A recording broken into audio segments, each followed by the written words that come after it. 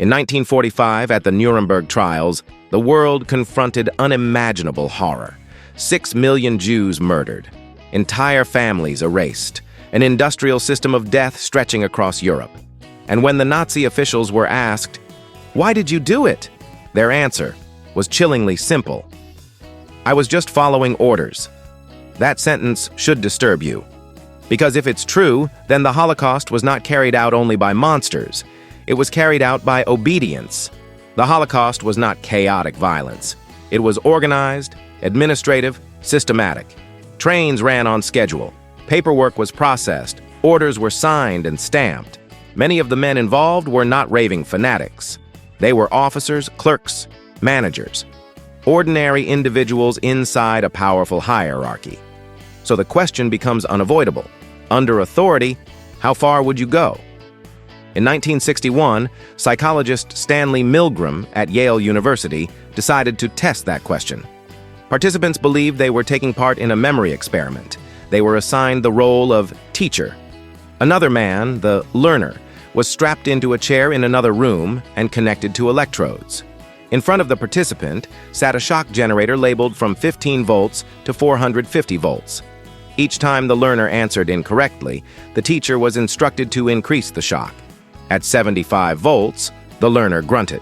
At 150 volts, he demanded to be released. At 300 volts, he screamed and refused to answer. After 330 volts, there was silence. The shocks were fake.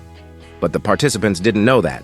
When they hesitated, the experimenter calmly said, "The experiment requires that you continue."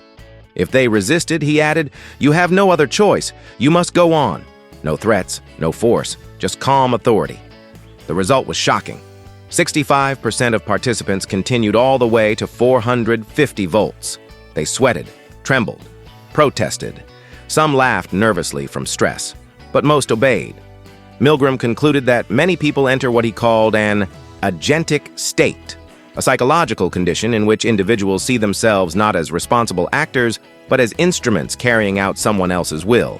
Responsibility shifts upward. Conscience becomes secondary to obedience. At the same time, political thinker Hannah Arendt was attending the trial of Adolf Eichmann, one of the key organizers of Jewish deportations. She expected to encounter a monster.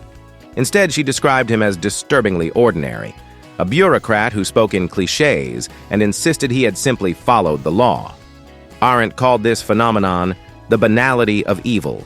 Her argument was not that evil is small, but that it can be committed by normal individuals who stop thinking critically about the consequences of their obedience. Eichmann did not appear insane. He did not appear sadistic. He appeared average. That was the horror. This isn't just theory.